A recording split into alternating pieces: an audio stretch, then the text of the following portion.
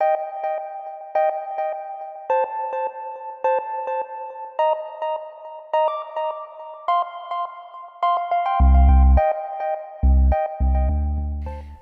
to the FAD Roundtable web series. I'm Diani Gernandt, and with me today are 5 incredible South African actors: Desmond, Dube, André, Schwartz, Emmanuel Castis, Jacques Bessenger, and Neels Clasen. Welcome to this episode of the FAD Roundtables, The Actors.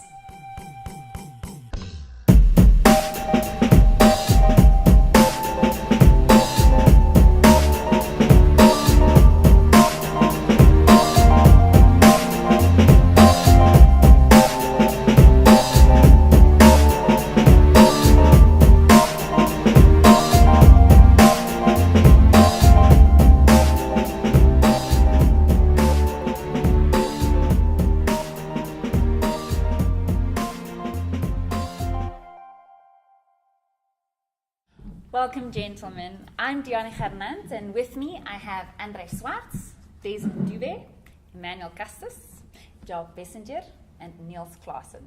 Welcome to the FAD Roundtables, The Actors. Thank you. I'll start right off and I'll ask you guys, how did you come to be in this career? When did you know this was what I wanted to do with my life? From the moment I was born, basically. And I think that's such a lie. I came out, hello, my baby. Hello.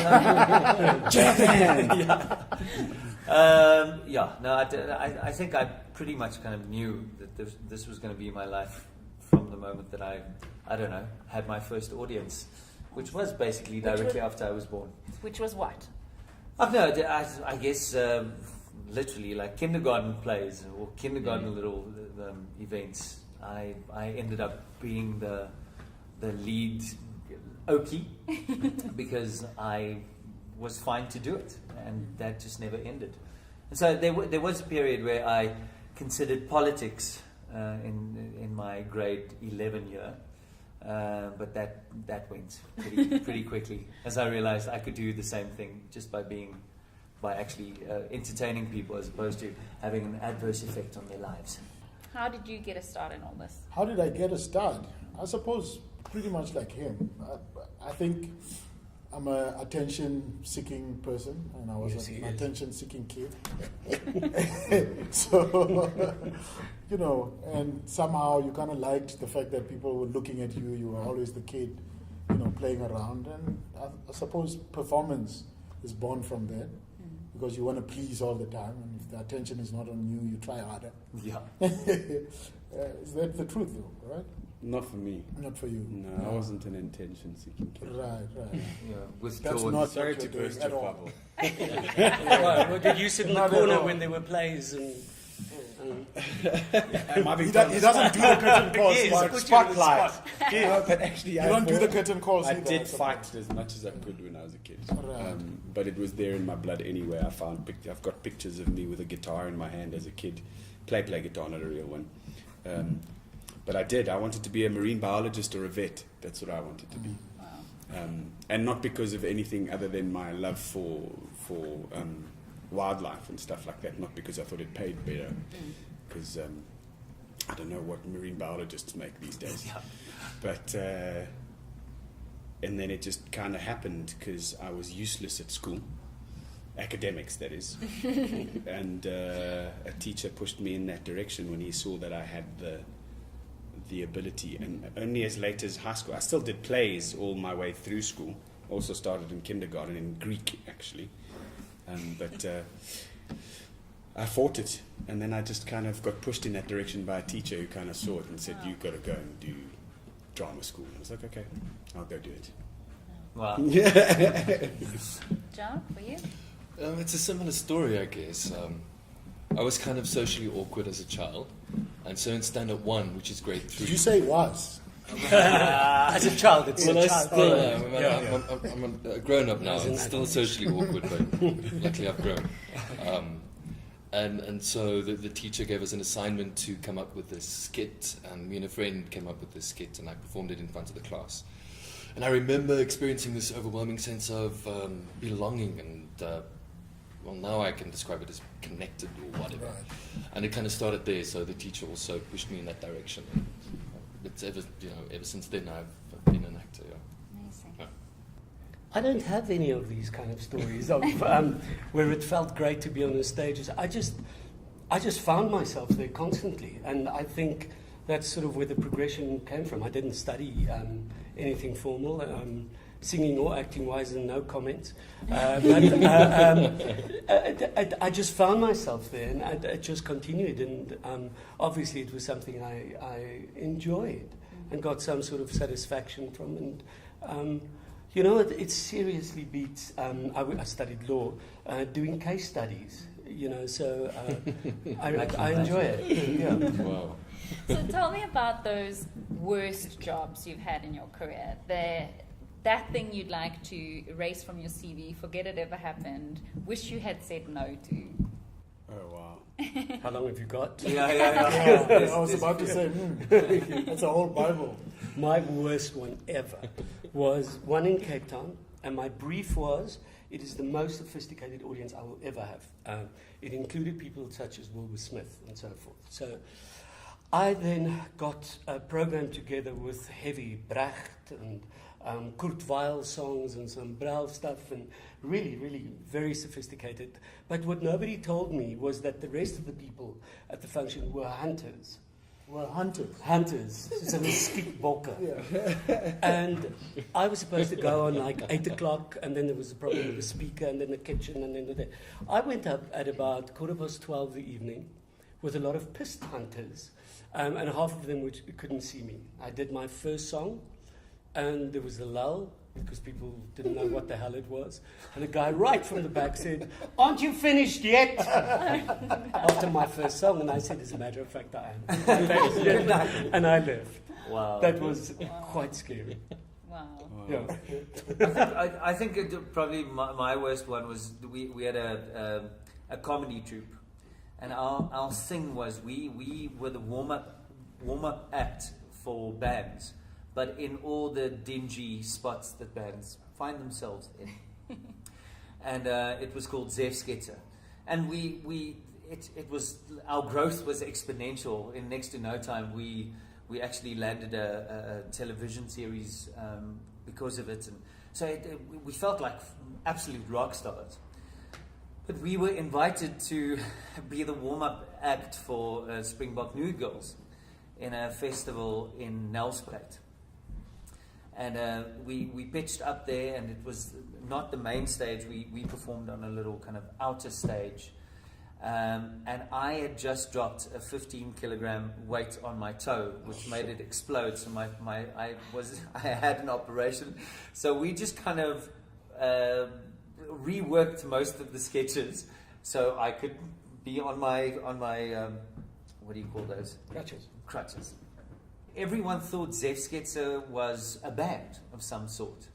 And after the first sketch, they looked at us, and we heard a few kind of like, rah, rah, rah. And the second sketch came, and at this point, they literally started tossing beer bottles in our direction. The third sketch started, there were actually people kind of storming onto stage, kind of throwing us off stage. And it was kind of midway through the fourth one that I eventually, with my sore foot, swore really loudly. Yeah, so now, what did you say? Yeah, what did you say? I swore very loudly, and I just said, "Everyone, let's go!" So we were. That was really, really bad. A beer bottle actually hit one of our actors, so he had a gash on his head. It was like nothing I've ever experienced. But I was also a milk sachet in a supermarket way back in the day, etc., etc. You know, Milk sachet, yes. Were you one as well? No, I was a detergent cleaning guy. I was I don't know if I can mention the product, but I was Mr. whatever the cleaning detergent was, and it was a show. I think I remember that. We did it in Inibos.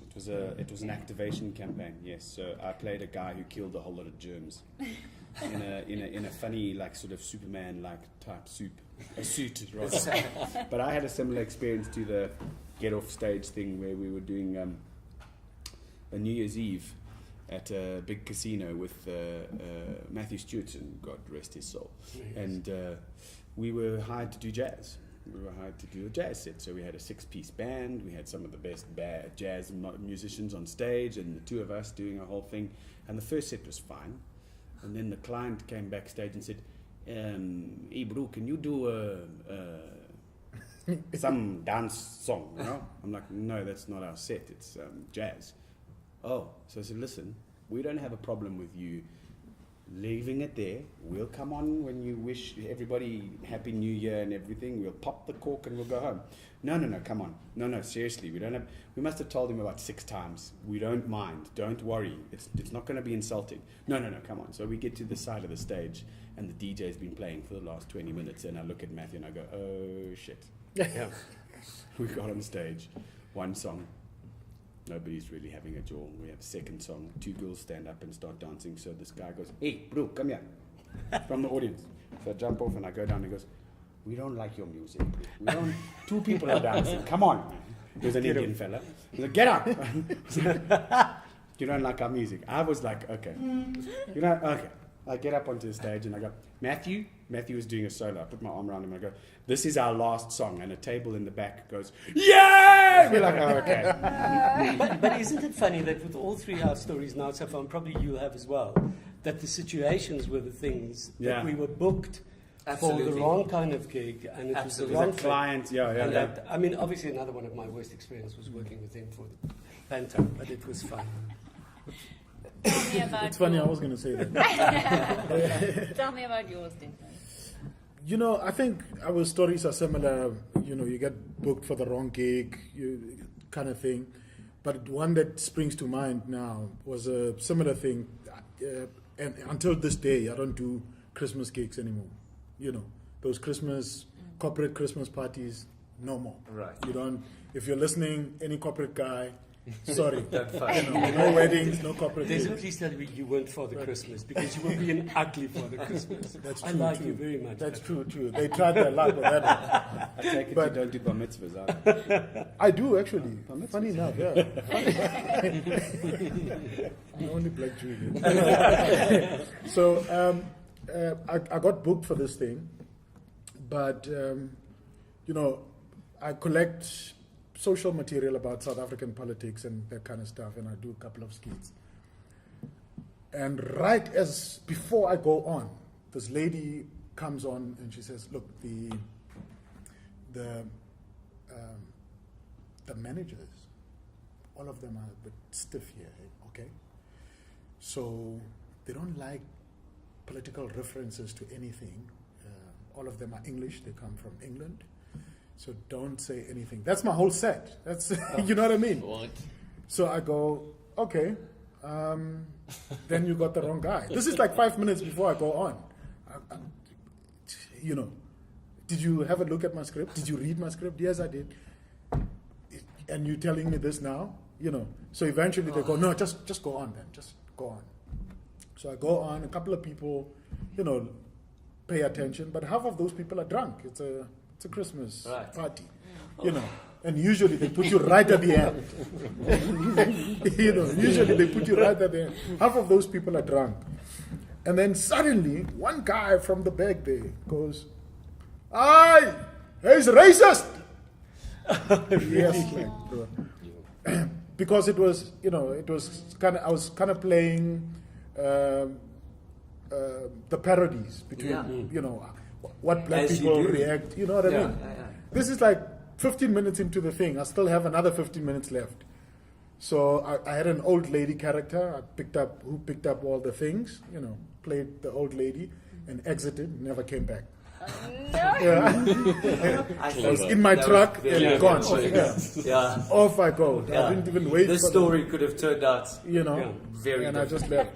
And I could hear, as I was leaving the gate, which was about 200 meters away, I heard the music starting. Yeah! And I thought,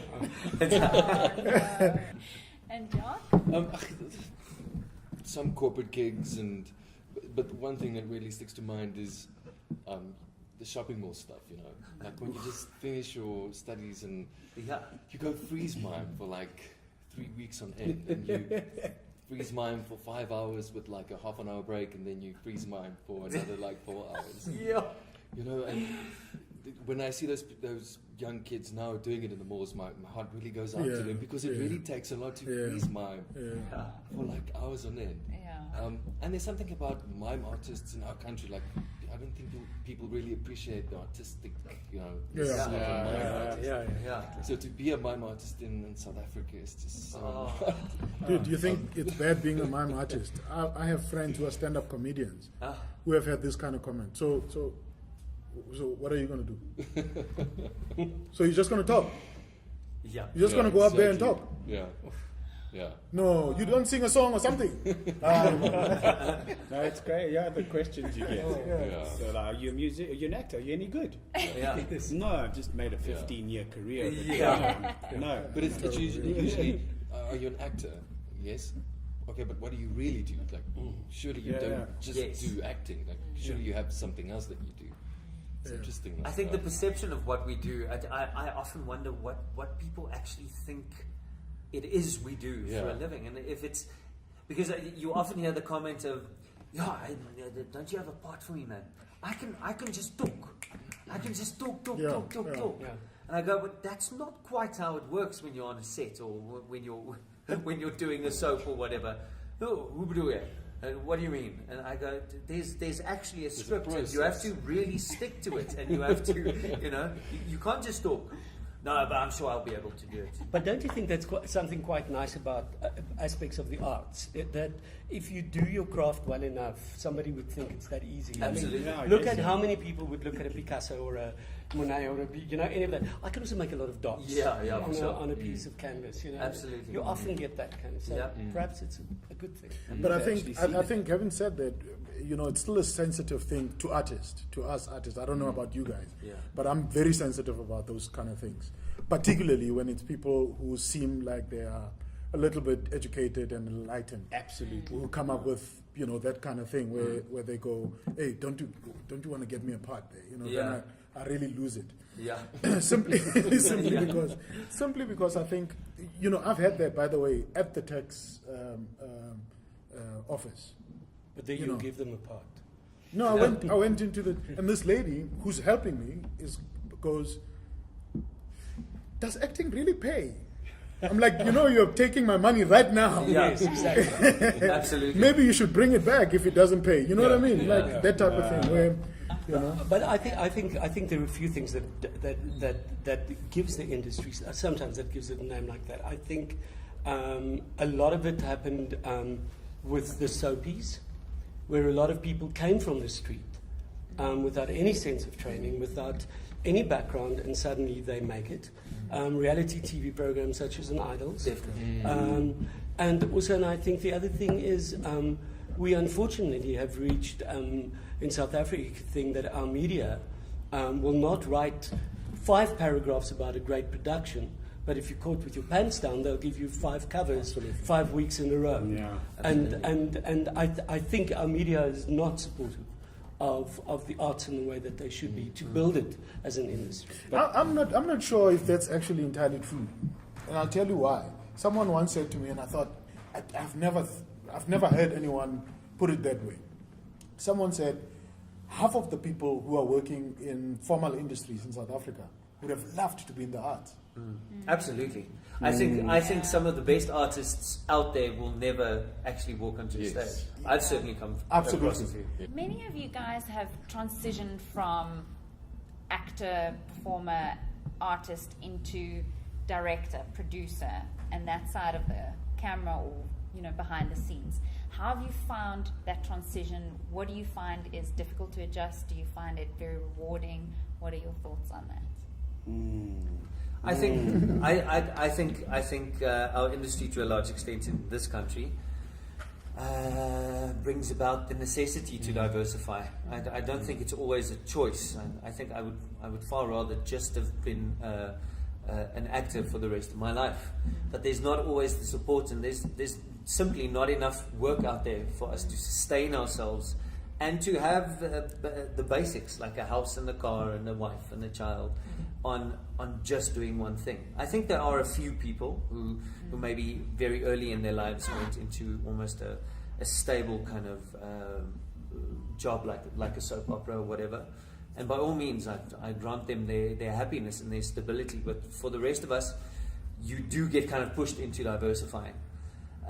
Yet, that's not a negative thing for me. I think based on that diversification, it taught me so much more and put me in situations that I would never have been in, and have taught me really kind of shown me the full scope of this entire industry. And I think often international actors or international kind of artists are quite jealous. I think they're quite jealous when we open up our CVs and it's a 3 or a 4 page and it's got all the actor, director, blah blah blah. So it's a good thing and it teaches you a lot, but it's often necessity, not necessarily. But it's quite an easy transition because it's what you kind of know. Yeah. And you've obviously seen the other people doing it. And if you have a knack for it, then that's great. Well, that's the important thing. That's to know that you're capable of it. That you're capable of it. You are not just doing it because you have to. But that's the hard part, because sometimes you have to do something you really want to do. Yeah. Very often, really. And it's a big learning curve. A lot of the times you're forced into doing something, like you say, because we're forced to diversify. So, like Neil said, it's like a huge learning curve, and but unfortunately, not everybody has that ability in the industry. Not everybody has the awareness and the know-how. So they kind of stuck in the one niche that they're involved in. And the unfortunate thing about the industry is that there aren't good enough managers out there who know how to spot something. Like if you look at Hollywood, these kids are coming up out of nowhere and they're young, but not just Hollywood, all over the world. Kids are young, they're starting at a young age because there are people out there who are making it their business to understand the industry, whereas here there are a lot of people who, going back to the whole idea of people really thinking that it's easy to be in our industry. So there's a lot of people there who think, oh, it's easy to be a manager, I'll just find an artist and I'll phone a client, and and they're useless at it, and actually end up really screwing the actors and the artists over because they don't even know how to handle money and whatever. And so I think it's important, what I'm trying to say is I think it's really important to be aware that you're capable of going behind the scenes. Otherwise you've got to bring in the correct team to help you do it. What I find very interesting though is that for lots and lots of artists who can write. So if you are a writer, for example, you will write for yourself because ultimately you want to be on stage. So we are still, in an informal space where if you don't get work for like 3 months, you're like, hey, I gotta write something. You write it for yourself and you perform it. So. And I find those dynamics very interesting because then you're sort of taking the small piece of the pie and bringing it towards you all to yourself. And at the same time, once that has happened, you then become that one man sort of thing, and you can only be a one man sort of thing. It becomes difficult to go out because you started doing your own thing. Now you want to go and ask Diani to come and do a show with you. Immediately she thinks, ooh, dollars. Hey, Desmond, he's been doing big things. So it's a weird thing, but people have started doing their own thing, and it's breaking up the industry as far as I'm concerned. I miss that sense of unity. I said it quite. This type of thing, where we can sit around the table and actually brainstorm. But getting to the writing, I also find another problem is that actors, and I take it from the music industry, record companies, performing artists, they're not prepared to pay for songs, for example. Totally. Somebody will come, okay, write me a song. Of course I'll do it, write you a song, but it's going to cost you that. Yeah. Why are you charging me? You're going to get royalties. Yeah. For an Afrikaanse liedjie that's going to be played a few times, I'm going to get how much, and I'm going to sit for hours Absolutely. and write. So people aren't prepared to pay that. They won't pay the money for your script that you should have. And then artists are also not always prepared to pay managers. Yeah. You know, so I think a lot has got to do with people not preparing to pay the worth of others. Absolutely. Even if it's going to help them a lot. I'd like to turn it a little back to you guys, and I want to find out what has been your highlight in your career. What is something that stands out to you, whether it's a role or a production per se? What is that one thing that you really hold dear to your heart? Well, just to work is a highlight. Whenever it comes around, we love it. Being able to look at the bank account and go, okay, I'm not in the red. Yes. Yeah, I guess an actor's, performer's career is full of highlights. Because Absolutely. you start off as a newbie and then you get your first role. That's a big highlight. You know, it's Yeah. like, cool, my first professional role. And then you grow, and the next role comes on that helps you grow to make you capable of getting that next big role. So I've had lots of highlights, you know, Rocky and Rocky Horror, my first professional musical, and Steve and Dingo, and then, you know, and then of course the last one for me was Jersey Boys. It was really, for me, it was an What a eye-opener. production. Yeah, it was an incredible production. It was, granted, it was an American production, but what the biggest highlight of that show for me was that it showed me personally, and it showed not about myself only, but about our industry as a whole. And I think that's a big problem in our industry. We don't think we rate with everybody else. But we had Americans join us on tour, and we matched up with them. And if I may say so, some of us were better than some of them, you know.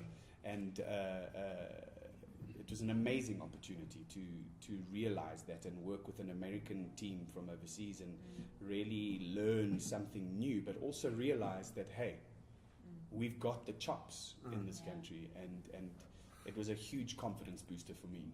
Kind of, you know. Neels? Yeah, also it's almost like I have to mention one out of each of the genres. Musical-wise, it was We Will Rock You, also the international tour of it. Everything about that show was just phenomenal. From the cast to the actual content, to the places we saw, amazing.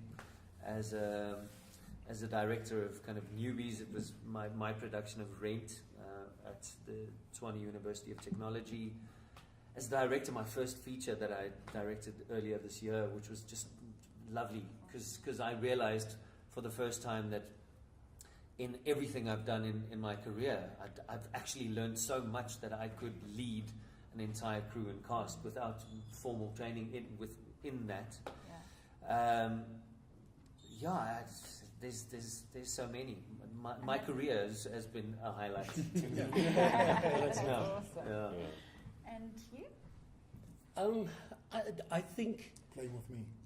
exactly that was a highlight. but I think as a singer, I think your biggest highlight is your first CD. You know, when you get it that first day. Wow, I can imagine. And it's funny. That doesn't change. And I mean, and 14 CDs later, it's always wonderful to get that first one. You're like, hey, you know, this is great. And you listen to it in your car, and you want to listen to it, but not too loudly because you're scared somebody else. And then I think stage-wise, I think Landing the Royal Phantom was probably because of the incredible process and having the stamp of approval from a man such as Andrew Lloyd Webber before I was allowed to walk onto the stage was quite a highlight. And once again, getting that same sense of the donder met die res, you know, we can do it just as well. And I think that also proved it then when it came out. So I think that was great. Desmond? Me, I think I'm going to echo everyone by saying, this industry for me is just, as long as I'm involved in it, it's a highlight in my life, Yeah. But I think if I were to pick one or two things, being able to conceptualize and come up with a show that ran for 7 seasons on SABC, Dube on Monday, which then became Dube on 2, was just the most amazing thing, because I was able to sort of bring out, I remember we tried to sell Dube on Monday for like 6 years, Wow. but it was such a foreign concept, and all I wanted to do really is to reflect the lives of the funny people that I knew in the townships, Right. and put them on a television. And for some reason, no one got it. And eventually we had some kind of breakthrough. Right. And I remember when we pitched the set to these people, because my set was just a shack, and the seats where I did the interviews were dustbins. And these guys were going, "Are you mad? Do you know why people watch this channel?" Where's the aspiration? Yeah, mad. Sofa. And eventually when it got flighted, people loved it. We were able to sort of experiment with a number of characters, and some very controversial. I got into a lot of trouble, but that was also a highlight. You know what I mean? Imagine, Yeah, I was invited to Parliament, dog. Wow. You know what I mean? To go and apologize in Parliament. Wow. That's fantastic. It's so hard to single something out, Yeah. because I'm trying to think of something, and the first series I ever shot, I just finished my studies, Song for Katrain, which was the first Afrikaans series that Kate shot, and I got a great part in that, and that really was a highlight, because I got to work with, some of the big names. But then Afzonders, which I worked with Emmanuel in, was such an incredible experience, and was definitely a highlight. And I shot a movie 2 years ago called Verraaiers, Traitors. And I love that movie, by the way. oh, cool! Yeah, it's a beautiful movie, and it's such an important story to tell. And I think that's why it was a highlight, because for the first time it felt like we told a historical story, which we're so scared to do at times. And the part I played was great, and I drove in a horse cart, and I've always wanted to do that, and I wore like a period costume in front of a camera, and I had like a stick-on beard, and I had to cry a lot, and I really, that was definitely I didn't see you dying in the film, though. Didn't you? Yeah, I couldn't You get to didn't that watch part. to I the was end. crying too much. Oh, really? But it's a hectic movie, that. hectic Hey, it really works on me. Yeah. Great movie. Tell me what motivates you, what drives you. It's hard because Paying my bills. yeah, it feels like it's a thing that you go through on a daily basis. On a daily basis, I've got to motivate myself, and it changes for me. It's never the same thing. Okay. Like one day the motivation would just be to, if there is no work, just to try and focus on a goal, or just stay positive, and then when the work comes in, that the motivation would be just to do the best I can. Yes. But it feels that it does change. But it's a daily thing for me. On a daily basis, I've got to motivate myself. I get up every morning and do what I really seriously love. I have a passion for what I do, and there are not very many people on this planet who can say that. There's a lot of people out there who just get up in the morning and they're worried about the first meal they can find, or someone who goes to an office job that they completely hate, but because they're earning money. So that's one of my motivations, is that I get up every morning and I do what I love, but then through what I do, I affect people's lives in a positive way. And that's, for me, the most important thing. It's not just about me. It's about how I affect people's lives. And there's an acting coach in America called Larry Moss, and he says the reason why we do what we do is because we make people realize that people change, people can be forgiven, and hearts can be opened up again. And that's basically what we do. So it's just, It's lovely. Guys?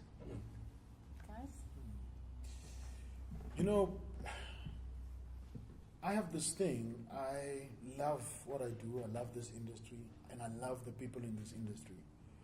And we've got a thing between me and my wife. When she calls me and she says, "Where are you?" And if I'm sitting with artists, I'll say to her, "I'm alive." And she'll know that he's in a very comfortable space. He's with his people.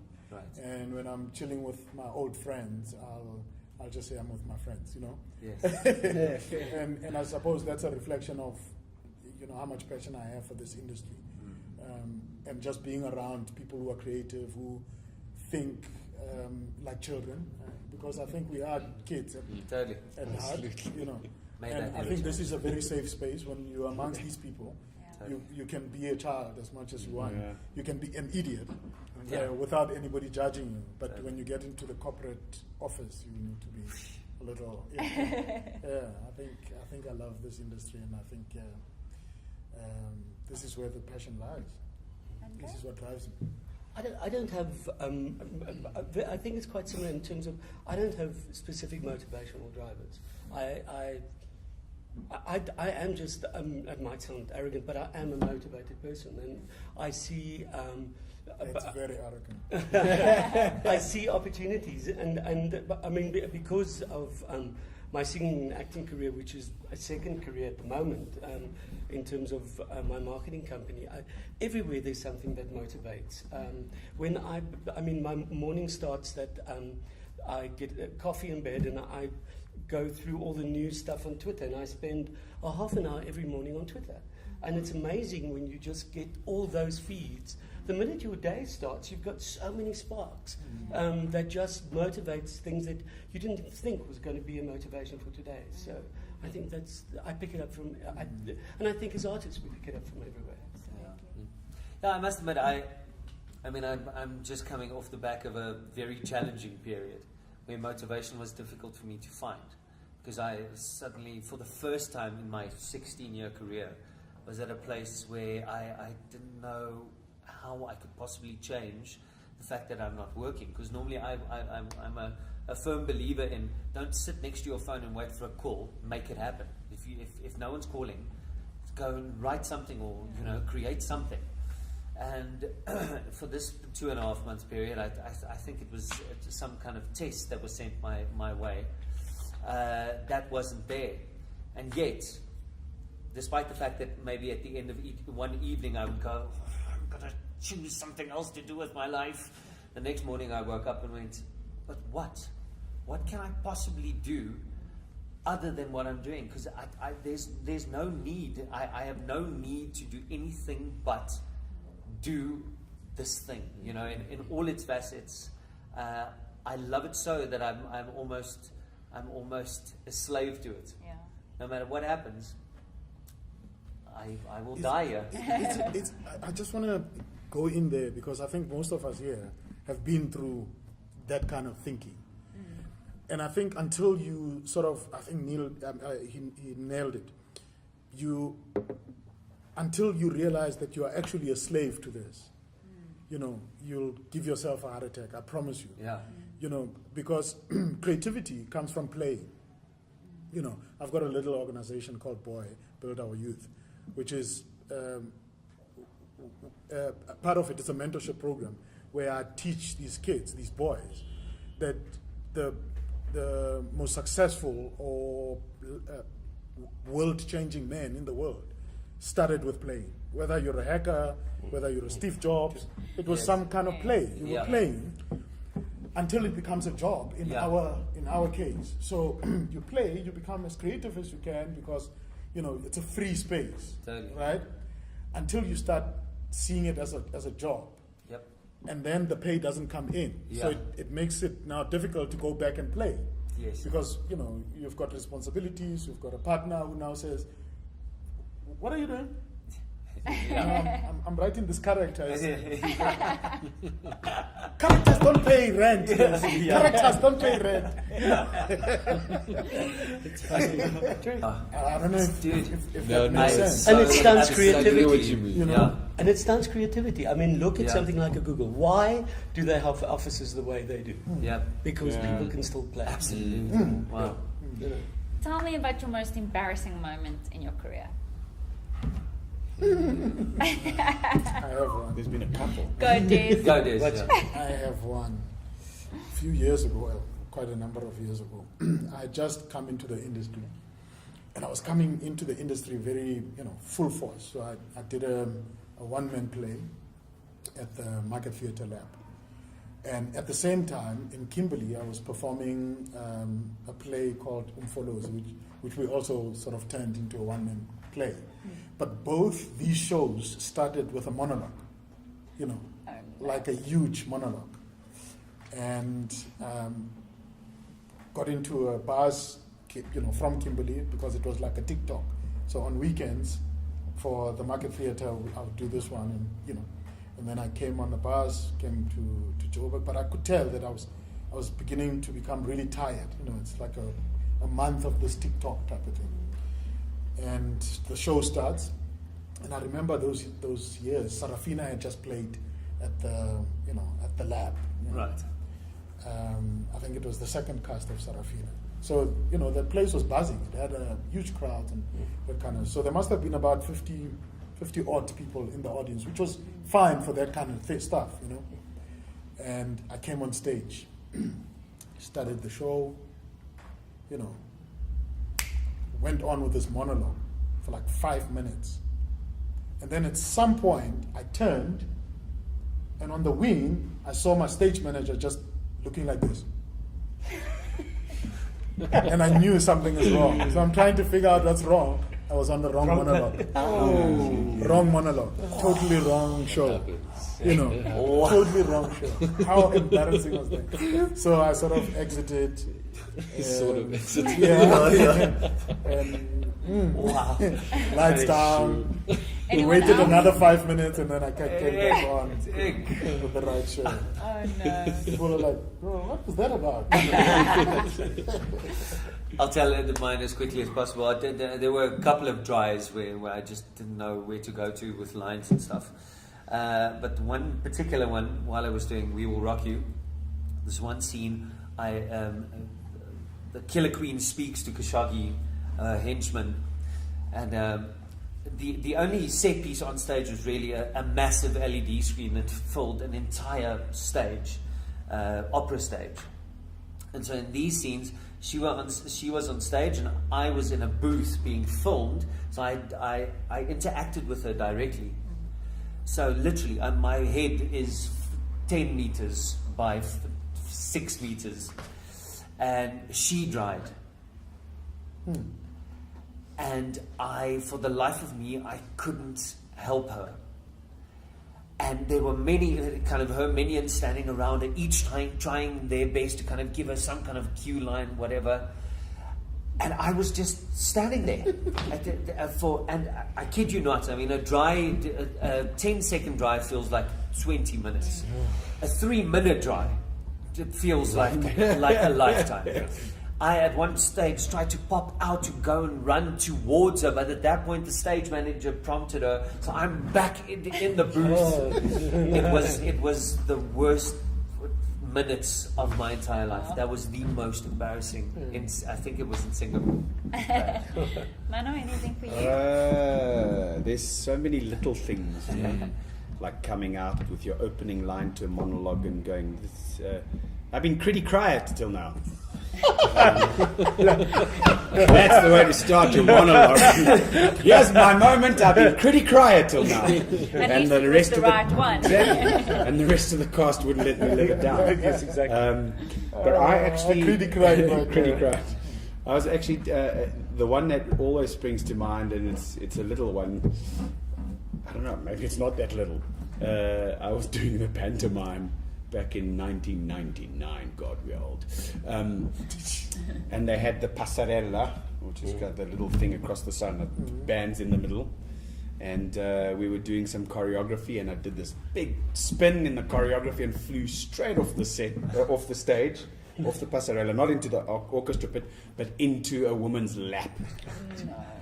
As Prince Charming, so I kind of tried to make it look like a switch back. Part of the action. And I guess, there's a lot of embarrassing moments that are kind of forgotten, but Yeah.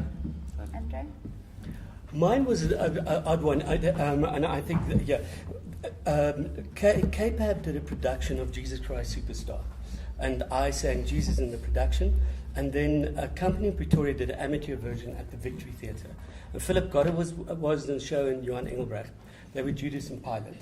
And as with amateur productions, especially with a thing like that where people have to have technique, people started getting very ill and dropping like flies. So Philip went in and Johan went in, and the guy who played Jesus decided that he has to go and get married for the weekend, and they were stuck without anybody. And they said, the thing, you have it in rep, just come. and play. So I thought, what have I got to lose? And there was the crucifixion scene. There was a massive cross on the stage like this that you had to hold with your hands. So they'll pick you up like this and pivot you around so that and then it sticks into a bolt, and then you face the audience. So you had your hands here holding onto a bracket and then a footrest. And it was quite scary with this cross because it was heavy. And I was standing there the one night and I did the final words, and the next minute I just heard, "Tack!"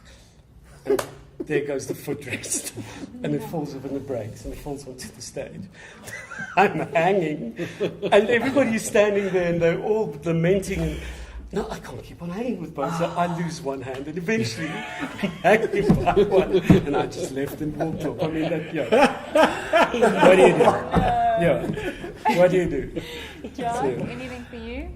There's a couple, but the one that I just thought of, I did a musical last year at the set at the Jesus die Muziekfestival, and I played Joseph, Jesus' father, and I had a moustache that was stuck on.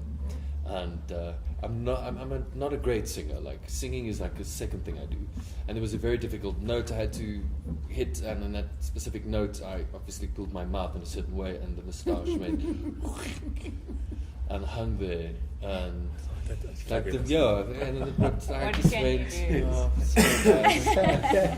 But the reason why it was embarrassing because people actually laughed. It's like the front row laughed. Yeah. Tell me about your biggest learning in your career, or the best advice that you've ever gotten. I'll go first. One very smart guy, God bless his soul, said to me, if you cut the celebrity BS out of your life, and this was very early in my theatre days, said if you cut all the celebrity BS, called it bullshit, you'll have a much longer career in this industry. And I remember not understanding what that really meant until now. Because if you think about our industry now, there are artists and then there are celebrities. Definitely. I'm not sure if I'm making it clear. No, absolutely. I think André mentioned earlier that people sort of wake up and they have 4,000 followers on Twitter, and then somehow they think they're the big deal. And I remember, quite late thinking, whoa, this is what this guy meant.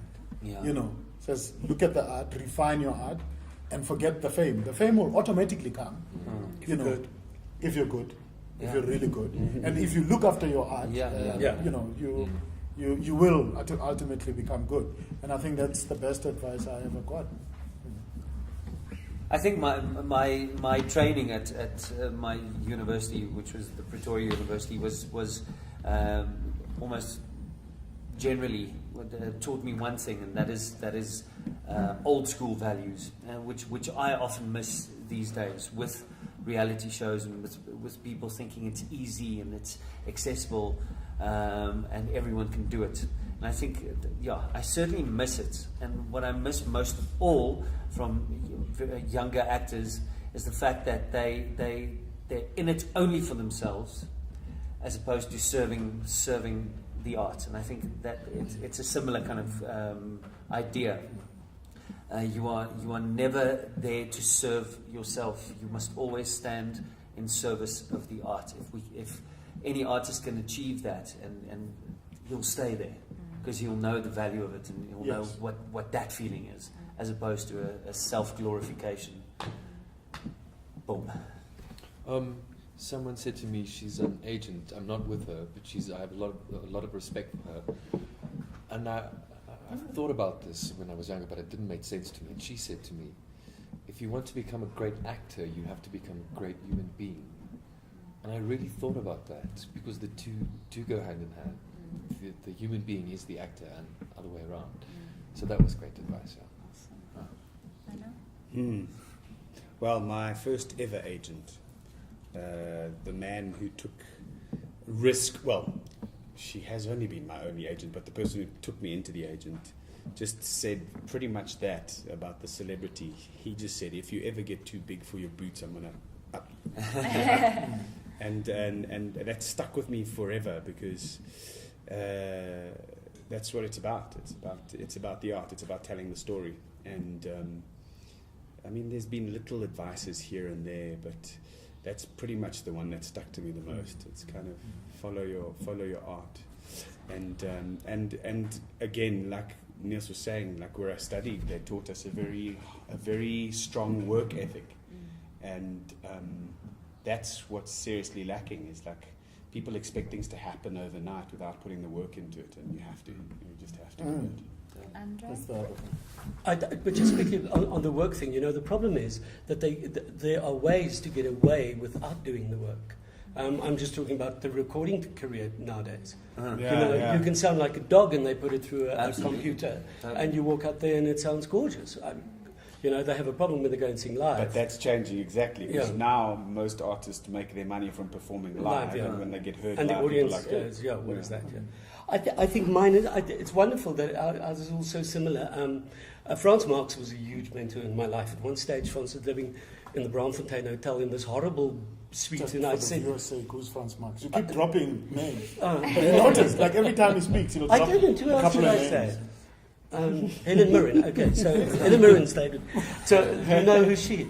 But in any case, for the viewers who don't know, Franz started soapies in this country, and I mean he comes from a legacy of the huge actors and whatever. And on a daily basis, when Franz stayed in the Braamfontein, I said, "Why are you living there? There's ample space to come in." And I had the wealthiest tenant in the country for about 3 years, and it was a wonderful experience. So every second day or so, when we would talk about the arts, that whole thing about just focus on what you're doing. Forget all the other nonsense, And I remember getting a bad crit, and I was busy reading. He just came and he took it, and he said, "But what are you doing with this?" And then I got a good write-up, and he did exactly the same. And he said, those things don't matter. In the end, they're in your scrapbook, and when you die, they'll do a profile, and then they're going to need those. But that's not what matters. And so that was a wonderful experience. Gentlemen, I want to thank you so much for being here today. I really appreciate it. André Schwartz, Desmond, Dube, Emmanuel Castis, Jacques Bessenger, and Neels Clasen. Thank you for being a part of the FAD Roundtables, the actors. That's awesome. Invite us again, please. Absolutely. There's so much more to speak about. I know. And I won't mention names like this. Thank you, guys. Thanks a lot. Thank you. Awesome.